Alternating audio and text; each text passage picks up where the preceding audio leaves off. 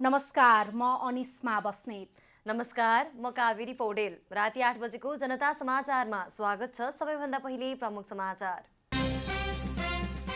नेकपा एमालेका वरिष्ठ नेता माधव कुमार नेपाल पक्षको बैठक भोलि पनि बस्ने, छिटै सरकारमा सहभागी हुने तयारी। समायोजनका नाममा पार्टी संरचना कब्जा गर्न लागि नेपाली कांग्रेसका 10 नेताको आरोप, तुरुन्त रोक्न माग। प्रतिनिधि सभाको अन्तर्राष्ट्रिय सम्बन्ध समितिद्वारा निषेधाज्ञाको समयमा चार्टर फ्लाइटको भाडा बढी लिनेलाई कारबाहीको माग, नागरिक ठगिएको गुनासो। अफगानिस्तानमा राष्ट्रपति कार्यालयलाई निशाना बनाएर रकेट आक्रमण, राष्ट्रपति अशरफ घानी सुरक्षित। र कोरोनाले खेलकुद गतिविधि ठप्प पारेसँगै खेलकुदका अधिकांश पूर्वाधार प्रयोगविहीन, केही संरचना मात्र प्रयोगमा।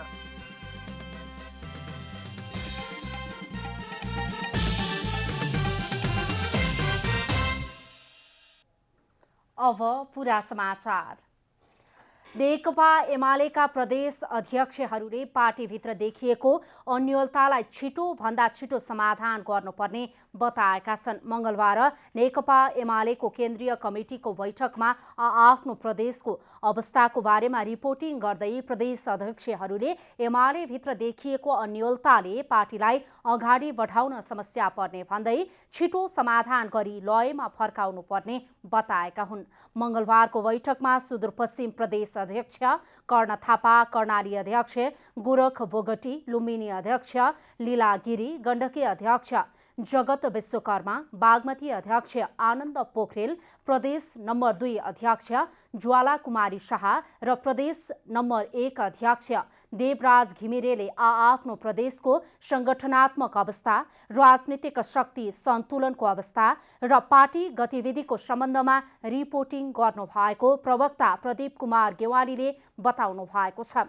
प्रदेश अध्यक्षहरूले पार्टीबाट केही नेताहरू बाहिरिए भन्ने, त्यसको प्रभावहरू के पर्न सक्छन् र आसन्न निर्वाचनमा नेकपा एमालेको अवस्था कस्तो हुन सक्छ भन्ने सम्बन्धमा पनि रिपोर्टिङ गरेको उहाँले बताउनुभयो। प्रदेश अध्यक्षहरूले प्रशिक्षण कार्यक्रम गरिनुपर्ने र आफूभित्र भएका कमी कमजोरीहरूको पनि आत्मसमीक्षा गर्नुपर्ने सुझाव दिएको प्रवक्ता गेवालीले जानकारी दिनुभयो। बैठकमा पार्टी एकताका लागि गठित कार्यदलले हालसम्म गरेका गतिविधिको सम्बन्धमा संस्थापन पक्षका संयोजक सुभाष चन्द्र नेवाङले जानकारी गराउनु भएको थियो भने भूमि समस्या समाधान गर्न गठित आयोगका अध्यक्ष देवी गेवालीले आयोगले देशभर गरेका कामहरूको सम्बन्धमा बैठकलाई जानकारी गराउनु भएको प्रवक्ता गेवालीले जानकारी दिनुभयो।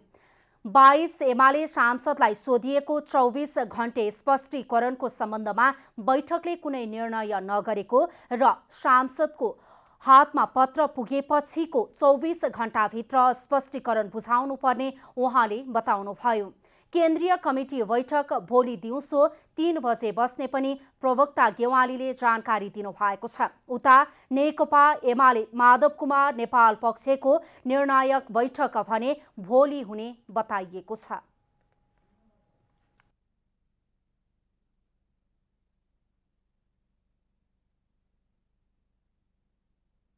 समाजवादी पार्टी नेपाल उपेन्द्र यादव पक्षको संसदीय दलको बैठकले पार्टीको संसदीय दलको विधान पारित गरेको छ। मंगलबार बसेको बैठकले संसदीय दलको विधान सुझावसहित पास गरेर पार्टीमा पठाउने निर्णय गरेको हो। बैठकपछि पार्टीका अध्यक्ष उपेन्द्र यादवले संघीय संसदीय दलको विधानलाई छलफल गरी पारित गरेको बताउनुभयो। सरकारमा सहभागी बन्ने मन्त्रीहरूको बारेमा भने कुनै छलफल नभएको उहाँले बताउनु भएको छ। संसदीय दलको विधानलाई छलफल गरी पारित गर्ने कार्य गरेको छ र संसदीय दलको विधान पारित भएको छ।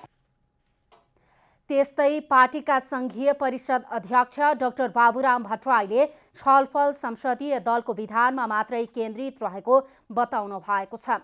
बैठकले संसदीय दलको विधानलाई मुख्य एजेन्डा बनाएको र नयाँ सरकारमा सहभागी बन्ने मन्त्रीहरूको बारेमा केही कुरा नभएको डाक्टर भट्टराईको भनाइ थियो। सभा र 2 जना राष्ट्रिय सभाका सदस्यहरू थियौँ र त्यसले चाहिँ पार्टीको यो संसदीय दलको चाहिँ विधान हाम्रो पारित भएको थिएन। आजको मुख्य एजेन्डा चाहिँ संसदीय दलको विधान पारित गर्ने थियो, त्यो हामीले पारित गरेका छौँ।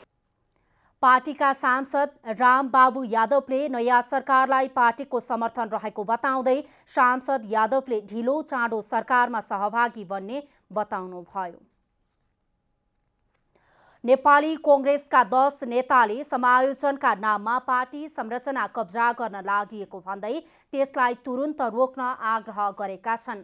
कांग्रेसका केन्द्रीय सदस्यहरू डाक्टर चन्द्र भण्डारी, धनराज गुरुङ, कमला पन्त, रत्ना शेरचन, गगन थापा, बद्री पाण्डे, गुरुराज घिमिरे, सरिता प्रसाई, रामकृष्ण यादव र किरण यादवले आज एक प्रेस वक्तव्य जारी गर्दै यस्तो आग्रह गरेका हुन्। उनीहरूले निर्धारित प्रक्रिया बाहिरबाट वितरण गरिएका क्रियाशील सदस्यताले पार्टीको मर्ममाथि प्रहार गरेको बताएका छन्। पार्टीमा नयाँ सदस्यको आगमनले संगठनात्मक शक्ति बढ्ने भए पनि जथाभावी गर्न नहुने उनीहरूको ठहर छ। क्रियाशील सदस्य सम्बन्धी विवाद पार्टी केन्द्रीय कार्यालयसम्म आइपुगेको, धरना र आमरण अनसनसम्म पुग्नु गम्भीर विषय भएको वक्तव्यमा उल्लेख गरिएको छ। पार्टीको लोकतान्त्रिक प्रतिष्ठा र छविको जगेर्ना गर्दै उत्पन्न समस्याको विधिसङ्गत र तार्किक समाधान गर्न क्रियाशील छानबिन समिति र समायोजन समिति समक्ष उनीहरूले माग गरेका छन्।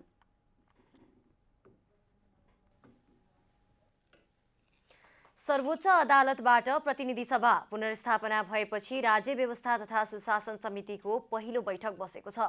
बैठकमा विपद र दैविक प्रकोप सम्बन्धी विषयमा सम्बन्धित मन्त्रीलाई बोलाएर छलफल गर्ने निर्णय भएको छ।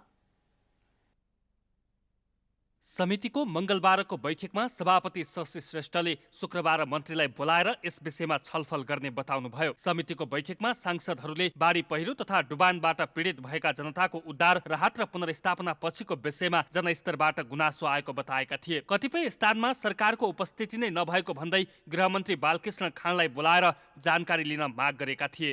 मनाङ र सिन्धुपाल्चोकलाई चाहिँ विशेष उसको रूपबाट लिने भन्ने खालको निर्णय पनि भइसक्यो भन्ने कुराहरू समाचारमा आइसके पछाडि मन्त्रीज्यूलाई नै बोलाएर ध्यानाकर्षण गराउने कामहरू हामी गरौँ। छलफलमा भाग लिँदै सांसद दिलेन्द्र प्रसाद बडुले प्रतिवेदनमा रहेका प्रमुख बुदाहरू सचिवालयले उल्लेख गरेर आफ्नो भाषामा राख्न अनुरोध गर्नुभयो। प्रतिवेदनमा रहेका मेन बुदाहरू उल्लेख गरेर समरी तयार गर्नुहोस् र त्यसलाई आफ्नो प्रतिवेदनको भाषामा त्यहाँ यो पनि साबित हुनुपर्छ होला भनेर हामी त्यति बेला बनाउला। सचिवालयले दिने जुन तयारी हो त्यसमा हामीले सल्लाह दिउँला। सांसद विजय सुब्बाले प्रतिवेदन आफूले पढ्न पाउने माग राख्दै अध्ययनपछि मात्रै यसमा सुझाव दिन सक्ने बताउनुभयो। त्यस्तै प्रेम सुवालले समितिमा पेश भएको प्रतिवेदनमा सुझाव नपुगेको गुनासो गर्नुभयो। मनाङ र सिन्धुपाल्चोकका प्राकृतिक प्रकोपबाट पीडितलाई अझै राहत दिन नसकेको भन्दै योसदा सुवेदी गुरुङले राहतमा खसी देखाएर फर्सी दिने गरिएको बताउनुभयो। यति बेला बाढी र पहिरोले चाहिँ देश चाहिँ आक्रान्त भएको छ। मुख्यतः सिन्धुपाल्चोक र मनाङ जिल्ला चाहिँ असाध्यै आक्रान्त भएको छ। वरिपरिका बस्तीहरू चाहिँ कोही डुबानमा परेका छन्, कोही कटानमा परेका छन्, पहिरो झरेको छ, गर्दाखेरि चाहिँ मान्छे बेघरबार भएर बसिरहेका छन्। अहिलेसम्म पनि राहतको त्यस्तो अनुभूति गर्न सकिरहेका छैनन्।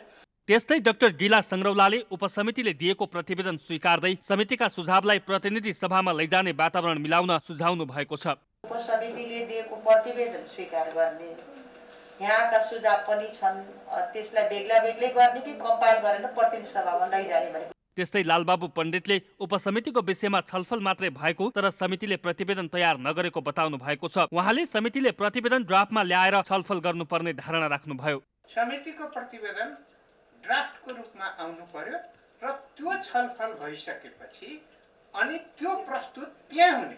संसद पुनर्स्थापना भएपछि मंगलबार संसदको राज्य व्यवस्था तथा सुशासन समितिको पहिलो बैठक बसेको हो।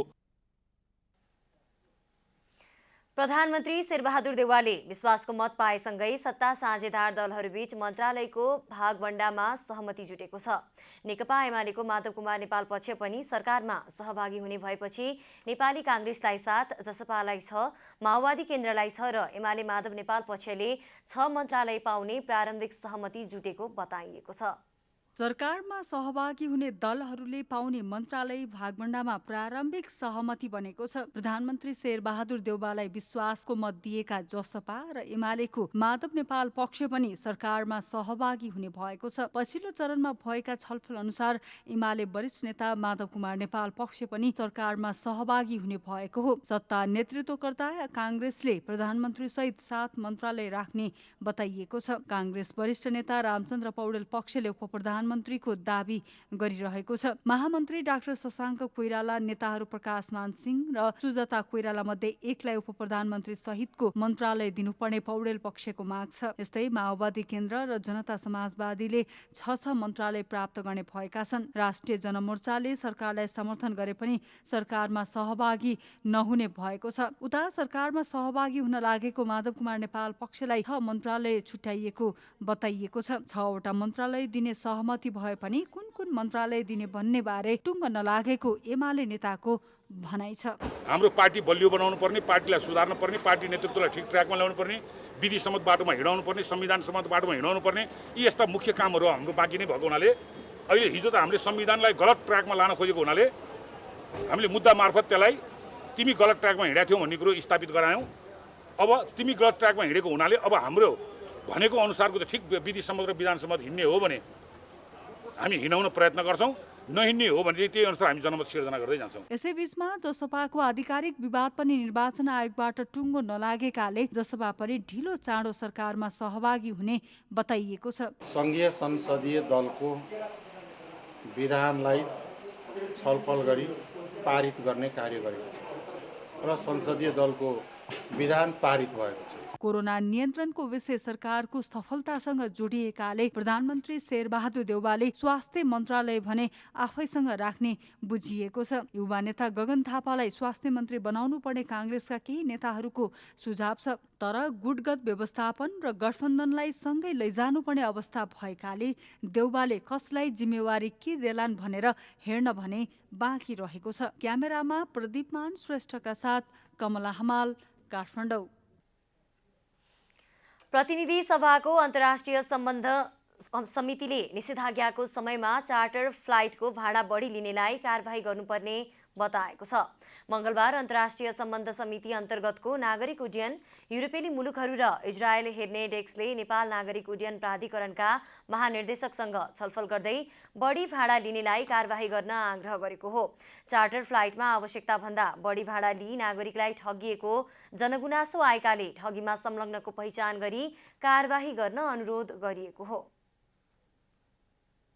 मोनोपोली गरेर भेरी हाई रेट प्राइसमा चाहिँ टिकटहरू बिक्री गर्यो भन्ने चाहिँ जनगुनासो आएका कुराहरू हामीले राख्यौँ र उहाँ डाइरेक्टर जनरल साहबले उहाँले गर्नुभएको, उहाँले गरेका देखेका कुराहरू के बताउनु भयो, हामीले सबै डकुमेन्ट्सहरू र सम्बन्धित व्यक्तिहरू संलग्न भएकाहरूसँग पनि राखेर छलफल गरौँ र केही गरिकन गल्ती भएको छ भनेदेखि गल्ती गर्नेहरूलाई सजाय गरौँ र भविष्यमा यो गल्तीहरू नदोहोरियौँ। नेपालको एयरलाइन्सलाई युरोपमा अझै कालो सूचीमा राखिएको भन्दै कालो सूचीबाट हटाउनका निम्ति के कसरी काम गर्दा सहयोग पुग्छ भन्ने विषयमा पनि समितिमा छलफल भएको छ। त्यस्तै वायु सेवा निगममा आन्दोलनरत कर्मचारीले किन आन्दोलन गरिरहनु परेको छ भन्ने विषयमा पनि समितिले जानकारी लिएको छ। समितिमा चिनिया जहाजको सञ्चालनमा देखिएको समस्याको विषयमा छलफल भएको छ। नागरिक उड्डयन प्राधिकरणको आफ्नो आफ्नो फङ्सन भइसकेपछि यो ब्ल्याकलिस्टबाट निकाल्न सकौँ र हाम्रो पर्यटन उद्योग, नागरिक उड्डयनको विकास र त्यसले गर्दा समग्र देशको विकासको निम्ति चाहिँ सहयोग पुर्याउन सकोस् भन्ने हेतुले अगाडि बढ्नको निम्ति हामीले आजको मिटिङबाट प्रयास गर्यौँ। आजको मिटिङमा हामी जो सदस्यहरू 5 जना हामी बसेको थियौँ र हामीले आफ्ना देखेको बुझेको कुराहरू गऱ्यौँ।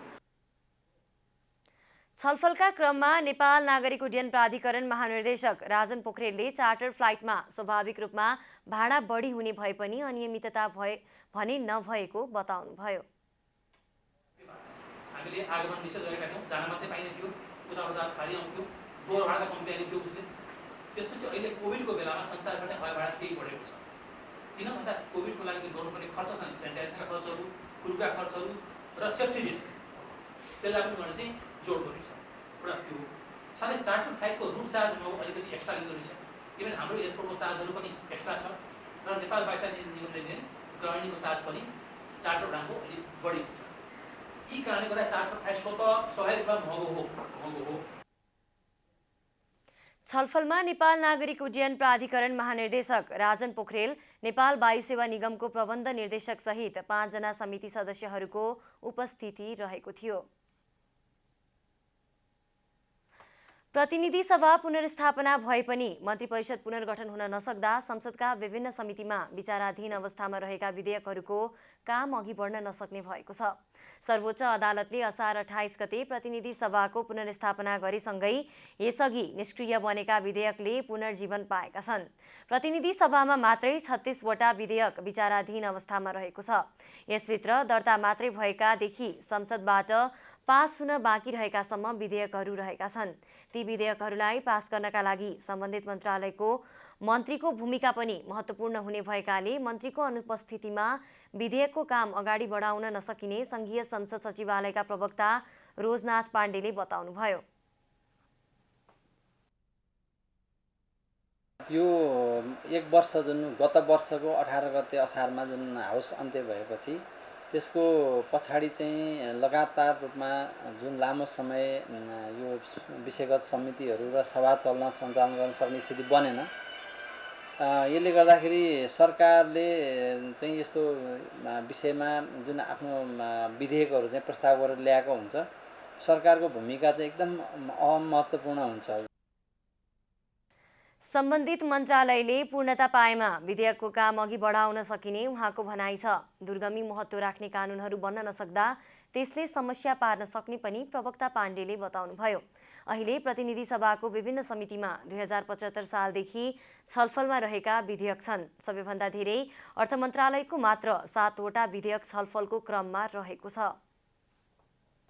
पछिल्लो 24 घण्टामा देशभर 3108 जनामा कोरोना भाइरसको संक्रमण पुष्टि भएको छ। 8836 जनाको PCR परीक्षण गर्दा 2202 जनामा र 4279 जनाको एन्टिजेन परीक्षण गर्दा 906 जनामा गरी 3108 जनामा संक्रमण पुष्टि भएको स्वास्थ्य तथा जनसङ्ख्या मन्त्रालयले जनाएको छ। यो सहित नेपालमा कोरोना संक्रमण पुष्टि हुनेको संख्या 7,21,617 पुगेको मन्त्रालयले जनाएको छ। यस्तै पछिल्लो 24 घण्टामा 1595 जना संक्रमण मुक्त भएसँगै नेपालमा कोरोना निको हुनेको संख्या 6,34,927 पुगेको छ। अहिले नेपालमा सक्रिय संक्रमितको संख्या 26,419 रहेको मन्त्रालयको तथ्याङ्क छ। यस्तै कोरोनाका कारण थप 25 जनाको मृत्यु भएसँगै नेपालमा कोरोनाका कारण मृत्यु हुनेको संख्या 9,607 पुगेको छ। कपिलवस्तुको बाणगङ्गा नदीमा पानीको बहाव बढेसँगै महाराजागञ्ज नगरपालिकाका 200 घर जोखिममा परेका छन्। प्रत्येक वर्ष नदीले कटान गर्दै गएपछि स्थानीय त्रसित बनेका हुन्। कपिलवस्तुको महाराजगञ्ज नगरपालिकाको वडा नम्बर 10 मा रहेको हरदौना गाउँ छेउबाट बग्ने बाणगङ्गा नदीले कटान गर्दै गाउँ नजिक पुगेपछि स्थानीय जोखिममा परेका छन्। नदीले प्रत्येक वर्ष गाउँपट्टिको करिब 100 मिटर भन्दा बढी जमिन कटान गर्दै आएको स्थानीयले बताएका छन्। बहुत करीब हो गए हमन के घर नदी से, एक बाढ़ में कटत है 3-4 मीटर 5 मीटर 6 मीटर एक रात में कटान होता है। और मुश्किल से 50 मीटर और घर बचा है। अभी जब कट जाए तो हमरे फिर कहाँ जाए, इतना लगाने लगाए के आधा गांव तो वैसे गिर गए, एक दाएं बैच में फिर गिरता है। अभी है कुल कहे का चिरान हो जाए तो बढ़िया रहा। कौन भी से बचे चाहिए, कर व्यवस्था हो चाहिए, हमन का सरकार से गुहार चाहिए। रह चुका है हरदौना गाँव, अब यहाँ से ज्यादा से 150 मीटर लगभग बाकी बचा है घर कुरिया। और अगर यही तरह से अगर काटत चला गए तो शायद 2-3 बाढ़ अगर आ जाए तो शायद गांव में पहुंच जाए, हमारे लोगों के घर कुरिया जो है वो गिर जाए बह जाए। महाराजगंज नगरपालिकामा करिब 10 किलोमिटर क्षेत्रमा बग्ने बाणगङ्गा नदीले नगरको वडा नम्बर 2, 3, 8, 10 र 11 का नदी किनारका बस्तीमा पसेर स्थानीयलाई विस्थापित गर्दै आएको छ। पाथर लगा दिए, हमन के बचत कर दिया, गांव के बहा जाता हमारे इनके 3-3 बार हो गए बहाते, हमारे बेघर हो जाए तो कहाँ जावा जाए, घर गिर जाता तो एक बाजी बनाई नहीं मिला था तो गरीब मन कई बाजी बनावा जाए, रहे ठिकाना नहीं है तो हमन का ऐसा व्यवस्था कर दिया जा कि हमन के काटे ना घर, नदी वही वर चला जाए। बाणगङ्गा नदीको कटानलाई समयमा नै व्यवस्थित नबनाइए गाउँ पुरै डुबानमा पर्ने र नदी कटानले सबै जग्गा बगाउने जनप्रतिनिधिको भनाइ छ। नदी कटानको समस्यालाई लिएर पटक पटक नगरपालिका र जिल्लासम्म पुगे पनि सुनवाई भएको छैन। ये समस्या बहुत अधिक कठिनाई है। यह वर्ष अगर कुछ ना समस्या के समाधान भय इस गांव 2048 साल में भी बहा रहा, फिर यह साल संभव है कि यह गांव के फिर नुकसान हुई। यहाँ से ज़्यादा 100 मीटर दूर हुई घर, 100 मीटर दूर में 100 मीटर दूर कटान होने के बाद में घर कटे लगे। नगरपालिकाले नदी कटानबारे प्रदेश र केन्द्रसम्म जानकारी गराएको भए पनि कसैको ध्यान पुग्न सकेको छैन। नदी किनारमा तटबन्ध गर्न र डाइभर्सन बनाउन नगरले नसक्ने हुनाले प्रदेश र केन्द्रले नदी कटानबाट बस्ती बचाउन योजना बनाउनु पर्ने नगर प्रमुख अब्दुल कलामले बताउनुभयो। बरगदी घाटदेखि यो बाटोसम्म दुवैतिरले तटबन्ध लगाएर यो लगाइदिने, यो हाम्रो पत्थरको जाली या अथवा पत्थरको वाल लगाइदिएपछि मात्रै यसको सधैँको लागि यो नियन्त्रण हुन्छ। यो यतै कहीँ एउटा ठोक्कर लगाइदिएपछि कहीँ 2-4 वटा ठोक्कर लगाएपछि यसको नियन्त्रण हुँदैन। यो बरगदी घाटदेखि बाटोसम्म जहिलेसम्म यसको तटबन्ध अब यसमा पत्थर लगाएर यसको व्यवस्था नमिलाइकनसम्म यो हाम्रो 10-5 वटा गाउँ जुन छ नगरपालिकाभित्र हमेसा सधैँ खतरामा हुन्छ। बाणगङ्गा नदीले महाराजगञ्ज नगरपालिकामा हरेक वर्ष 100 बिघा खेतीयोग्य जमिन कटान गर्दै आएको छ। कपिलवस्तुबाट सनिउल्ला धोबीको रिपोर्ट। रूपन्देहीको कोटीमाई गाउँपालिकाको आफ्नै भवन भए पनि मायादेवी गाउँपालिकामा कोठा भाडामा लिएर कार्यालय सञ्चालन हुँदै आएको छ। गाउँपालिका भवनमा विभिन्न शाखाहरू राख्ने कोठा भए तापनि ताला झुन्ड्याइएको छ। यो दृश्य रूपन्देहीको मायादेवी गाउँपालिकामा रहेको एउटा भवनको हो। यस भवनमा कोटहीमाई गाउँपालिकाको कार्यालय रहेको छ। गाउँपालिकाले गत वैशाखदेखि मासिक 16,000 भाडा तिरेर भैरहवामा सम्पर्क कार्यालय राखेको छ। सम्पर्क कार्यालय मायादेवी गाउँपालिका वडा नम्बर 8 बसडिलोवामा रहेको छ। कोटहीमाई गाउँपालिकाले करिब 4 करोडको लागतमा सुविधा सम्पन्न भवन निर्माण त गरेको छ, तर भवन भए पनि जनप्रतिनिधि र कर्मचारीको मिलेमतोमा फ्ल्याट भाडामा लिएर कार्यालयको काम भैरहवाबाट हुँदै आएको छ। काम गर्दैछन् त्यससँग हामीले एकदम साथ दिन सर हैन, त्यो त हामीले उनसे पीडित छौँ है। कोसँग पीडित हुनुहुन्छ? कर्मचारी जे पनि अब लेखा नआउने, इन्जिन नआउने, प्रशासकीय गिर नआउने। सम्पर्क कार्यालयमा गाउँपालिकाका लेखा अधिकृत तथा इन्जिनियरले प्रयोग गर्ने छाप, भुक्तानी गर्नुपर्ने गाउँपालिकाका चेक, विभिन्न कागजात र 2 वटा प्रिन्ट मेसिन रहेका छन्। यहाँका जनप्रतिनिधिदेखि लिएर कर्मचारीहरू खाली भ्रष्ट लुटतन्त्रमा लागेका छन्। करोडौँको बिल्डिङ बनाएर भैरवा गएर मिटिङ गर्छन्। यति मात्र होइन, गाउँपालिकामा स्थायी कर्मचारी हुँदाहुँदै करारमा कर्मचारी राख्ने होडबाजी चलेको छ। लोकसेवाबाट आएका इन्जिनियरलाई काम विहीन बनाएर अहिले गाउँपालिकामा हुने सबै प्राविधिक काम करारमा रहेका इन्जिनियरले गर्ने गरेका छन्। गाउँपालिकाको दरबन्द एउटा हुन्छ इन्जिनियरको, त्यसपछि थाहै इन्जिनियर आउँदा बित्तिकै करारको इन्जिनियर चाहिँ पदमुक्त हुने भन्ने चाहिँ लेखिया थियो। त्यही पनि अब उहाँको केही काम सामने यसो रहको भएको भएर उहाँलाई चाहिँ अब हाकिम साहबले त्यो 3 महिनाको समय चाहिँ बढाइदिनु भयो होला। त्यसपछि उहाँको समय चाहिँ सायद यो असार लास्टमा सकियो। अब साउन 1 गतेबाट चाहिँ अब स्वाभाविक रूपमा म हुनुपर्छ भन्ने लाग्छ। गाउँपालिकामा कर्मचारी नआउने, पालिकाको काम सबै भैरहुवामा रहेको सम्पर्क कार्यालयबाट गरिने लगायतका क्रियाकलापकै कारण स्थानीयले व्यथित भइरहेको बताउँदै आएका छन्। तर आफै कानुनका निर्माता र अभिभावक रहेका जनप्रतिनिधि जनताको आवाजलाई लत्याउँदै गइरहेका छन्। रूपन्देहीबाट प्रतीक पौडेलको रिपोर्ट। खाडल खनेर लथालिङ्ग छाडिएको विराटनगर स्थित सिङ्गिया खोला किनारमा तटबन्धको निर्माण कार्य सुरु भएको छ।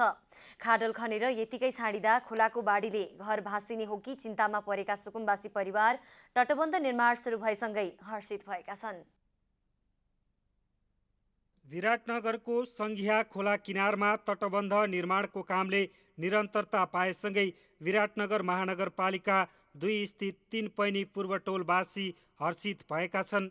असारको पहिलो साता खाडल खनेर स्थानीय उपभोक्ता समितिले सुरु गरेको तटबन्ध निर्माण कार्य बाढी र डुबानका कारण स्थगित गर्नु परेको थियो। खोलाको सतह बढेसँगै पानीले माटो कटान गर्दै लगेपछि स्थानीयवासी त्रसित भएका थिए। केही दिन अघिदेखि खोलाको तटबन्ध निर्माणको काम पुनः सुरु भएपछि स्थानीय बासिन्दाले राहतको महसुस गरेका छन्। ठुलो बारीमा त भएन, तर यो सानो बारीमा त कटियो। खुसी त हुन्छु नि, राम्रो भएपछि हाम्रो खुसी हुन्छ नि। हाम्रो एउटा घर गएपछि के टेन्सन छैन, जनताको गएपछि 10 जनाको गयो भने। यतिखेर आवश्यक उपकरण सहित 10 जना मजदुरको समूह निरन्तर तटबन्धको निर्माणको कार्यमा खटिएका छन्। कुनै बाधा अवरोध बिना निरन्तर काममा खटिन पाए आउँदो 2-3 दिनभित्रै सम्झौता अनुसारको तटबन्ध निर्माण गरिसक्ने मजदुरहरूको भनाइ छ। सङ्घीय सरकारको तराई मधेस समृद्धि कार्यक्रम अन्तर्गत उक्त क्षेत्रमा झन्डै 10 लाख रकमको बजेटबाट 37 मिटर लम्बाइको तटबन्ध निर्माण गर्न लागि उपभोक्ता समितिले जनाएको छ। यद्यपि पुनः काम सुरु भएको र केही दिनमै निर्माण कार्य सम्पन्न हुने समितिका अध्यक्ष शिला दीक्षित कार्कीले बताउनुभयो। बर्सातको कारणले गर्दाखेरि यो काम रोकिएको। यसअघि हामीले काम सुरु गरेकै थियौँ र बर्सातले गर्दाखेरि बिचमा 2-4 दिन हामीलाई डिस्टर्ब गर्यो काम गर्नको लागि, र अहिले चाहिँ फेरि हामीले अब मजदुरहरू खोजेर ल्याएर काम सुरु गरिसकेका छौँ। र अब यो काम चाहिँ 2-4 दिनभित्रै मौसमले साथ दियो भने 2-4 दिनभित्रैमा काम सम्पन्न गराउँछौँ हामी। पानीको सतह बढ्ने तथा बाढी आउन सक्ने साउन र भदौ महिना बाँकी रहेका कारण यसअघि निर्माण रोकिएपछि सुकुम्बासी परिवारमा चिन्ता छाएको थियो। हाल निर्माण सुचारू भएको तथा केही दिनभित्रै तटबन्धको निर्माण सम्पन्न हुने कुरामा स्थानीय आशावादी छन्। अब आर्थिक समाचार। आर्थिक समाचारका साथमा हुलास भए अरू किन खोज्ने।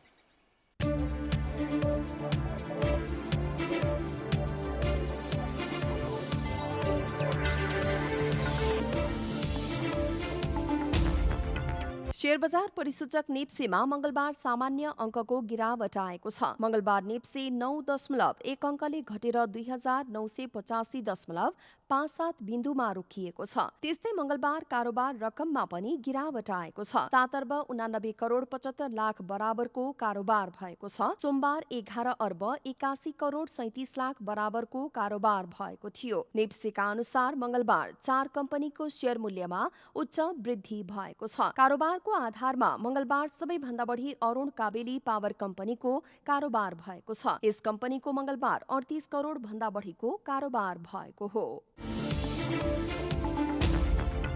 रिद्धि सिद्धि सिमेन्टले नेपाल गुणस्तरको 43 ग्रेडको गुणस्तर मापदण्ड प्राप्त गरेको छ। 43 ग्रेड नेपालमै उत्पादन हुने सिमेन्टहरूको सबैभन्दा उत्कृष्ट ग्रेड मध्येको एक हो। गुणस्तरको यो नयाँ मापदण्ड प्राप्त गरेसँगै रिद्धि सिद्धि सिमेन्टले गुणस्तरमा ठूलो उपलब्धि हासिल गर्दै यसले थप जिम्मेवारी बोध भएको कम्पनीले जनाएको छ। निर्माण कार्य गर्नु अघि ग्राहकलाई सिमेन्टको प्रयोग पूर्व वैज्ञानिक तवरले भौतिक परीक्षण गरी विश्वस्त बनाउने उद्देश्यका साथ रिद्धि सिद्धि सिमेन्टले पहिलो पटक गत वर्ष ल्याएको शिलान्यास रिद्धि सिद्धि संघ नामक विशेष योजनालाई 2078 वर्षमा पनि निरन्तरता दिएको थियो। तर कोरोना महामारीले निम्त्याएको प्रतिकूल परिस्थितिका कारण उक्त योजना स्थगित गरेको कम्पनीले उक्त योजना पुनः सुचारू भएको जनाएको छ। यसका लागि कम्पनीको आधिकारिक फेसबुक पेजको विज्ञापन क्लिक गरी वा पत्रिकामा प्रकाशित विज्ञापनमा रहेको QR कोड स्क्यान गरी रिद्धि सिद्धि सिमेन्टको वेबसाइटमा फारम फारम भर्नुपर्नेछ अथवा रिद्धिसिद्धि सिमेन्टको आधिकारिक विक्रेतामा सम्पर्क राख्नुपर्ने कम्पनीले जनाएको छ। यो योजना प्रथम 1000 उपभोक्तालाई मात्र लागू हुने र यसका लागि न्यूनतम शिलान्यासको शुभ अवसरमा 100 बोरा खरिद गरिएको हुनुपर्ने कम्पनीले जनाएको छ। पशुपालन क्षेत्रबाट नागरिकको आय स्रोत बढाउने उद्देश्यले पाल्पाको तानसेन नगरपालिकाले विपन्न किसानहरूलाई बाख्रा वितरण गरेको छ। मुख्यमन्त्री ग्रामीण विकास तथा रोजगार कार्यक्रम अन्तर्गत नगरपालिकाले 148 घर परिवारलाई 2 वटाको दरले बाख्रा वितरण गरेको हो। तानसेन नगरपालिकाको वडा नम्बर 8, 9 र 14 का विपन्न परिवारलाई बाख्राको पाठी वितरण गरिएको नगरपालिकाले जनाएको छ। गरी खाने मान्छेहरूलाई एउटा स्वावलम्बी दिशामा अगाडि बढाएर आत्मनिर्भर बनाउने सवालमा चाहिँ लाग्नुपर्छ भन्ने दर्शनमा आधारित भएको हुनाले हामी सानो ठुलो जेसुकै गरेर भए पनि हरेक बखत चाहिँ आइराख्नुपर्छ भन्ने हाम्रो मान्यता हो। र यो अहिले जुन हामीले यो बाख्रा वितरण कार्यक्रम गरेका छौँ यो अन्त्य चाहिँ होइन। तपाईँहरूले व्यवसायमूलक गर्नको लागि अहिले तपाईँहरूले 2टा बाख्रा पाल्नुहुन्छ, त्यो बाख्राले 2टाले चावडा बनाउँछ, चावडाबाट 8वटा बन्छ, 8वटाबाट फेरि 16वटा बन्छ। यस्तो बढाउँदै बढाउँदै जान सक्नुभयो भने हामीले गत वर्ष दिएको बाख्राले अहिले 25वटा भएको छ। त्यस्तै गरी यहाँहरूले पनि बनाउनुहोस्, मैले हार्दिक शुभकामना व्यक्त गर्न चाहन्छु। नगरपालिकाले 1 वर्षपछि 1वटा पाठी फिर्ता गर्ने र पुनः अर्को विपन्न परिवारलाई दिने भन्दै केही समस्या आएमा नजिकको पशु सेवा केन्द्रमा सम्पर्क गर्न अनुरोध समेत गरेको छ। बाख्रा पालनका लागि घाँसको बिउ समेत वितरण गरे थप सहज हुने किसानहरूको भनाइ छ।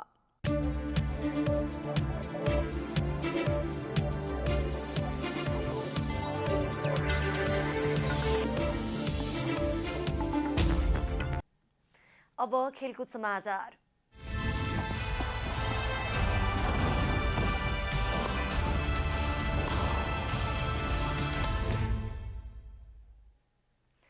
अहिले कोरोनाको कारण खेलकुद गतिविधि ठप्प जस्तै छ। 2 वर्षदेखि सीमित खेलकुद गतिविधि हुँदा केही संरचना मात्र प्रयोगमा आएका छन्। तर राष्ट्रिय खेलकुद परिषदले भने आफू मातहतमा रहेका संरचना धेरै स्थापनामा व्यवस्थित रहेको दावी गर्छ।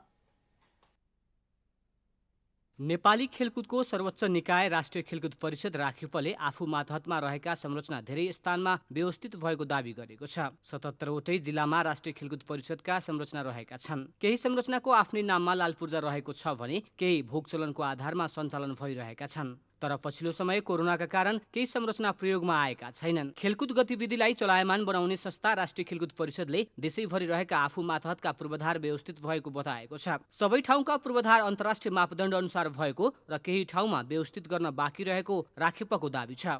खेलकुद परिषद अन्तर्गत रहेका संरचनाहरू धेरै ठाउँमा व्यवस्थित रूपमै छन् र एका दुई ठाउँमा चाहिँ व्यवस्थापन अलि पुगेको छैन जस्तो लाग्छ मलाई।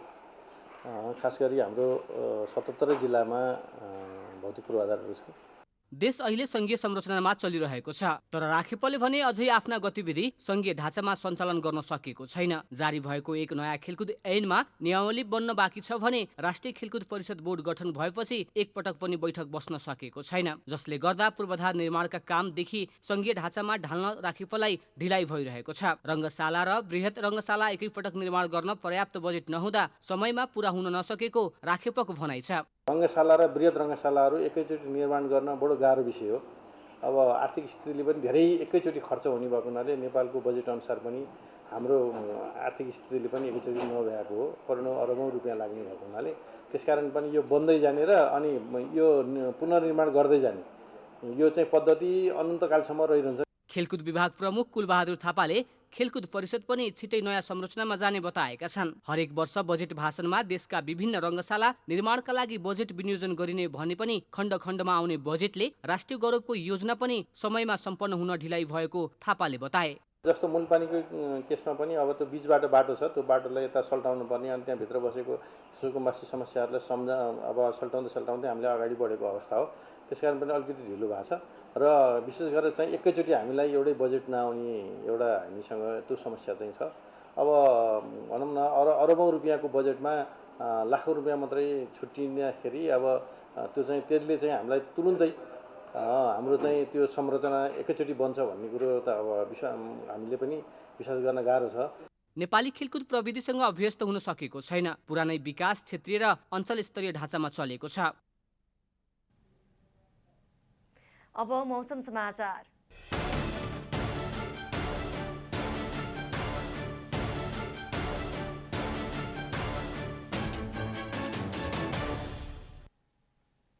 आज राति देशभर सामान्यदेखि पूर्ण बदली रही धेरै स्थानहरूमा हल्कादेखि मध्यम वर्षाको सम्भावना रहेको जल तथा मौसम विभागले जनाएको छ।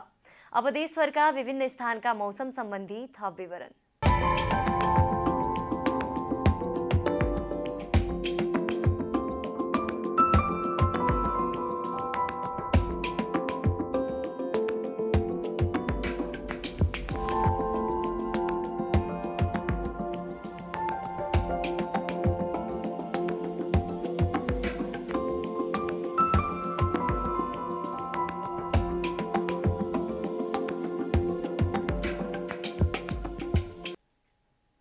अन्त्यमा आजको डायरी।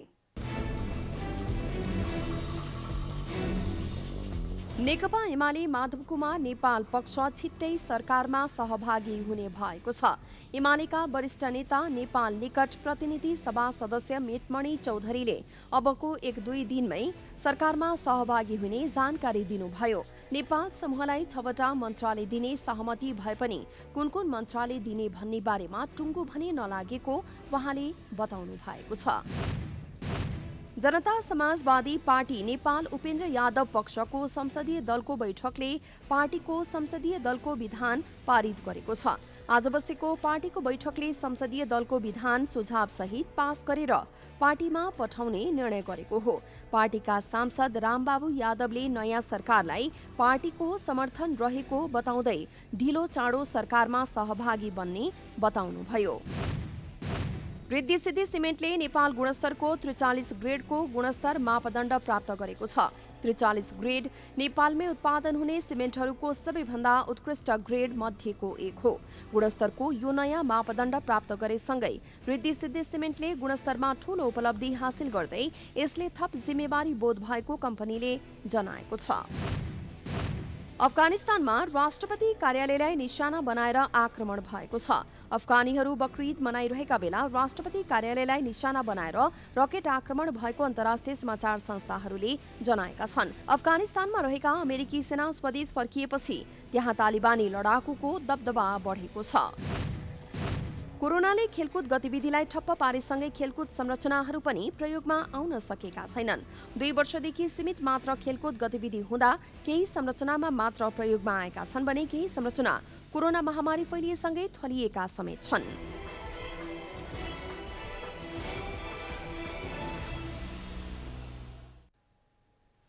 जनता समाचार अहिलेलाई यति नै। जनताद्वारा जनताका लागि प्रसारित जनता टेलिभिजनका कार्यक्रमहरू युट्युब, ट्विटर, फेसबुक र हाम्रो वेबसाइट जनतासमाचार.com मा पनि पढ्न र हेर्न सक्नुहुनेछ।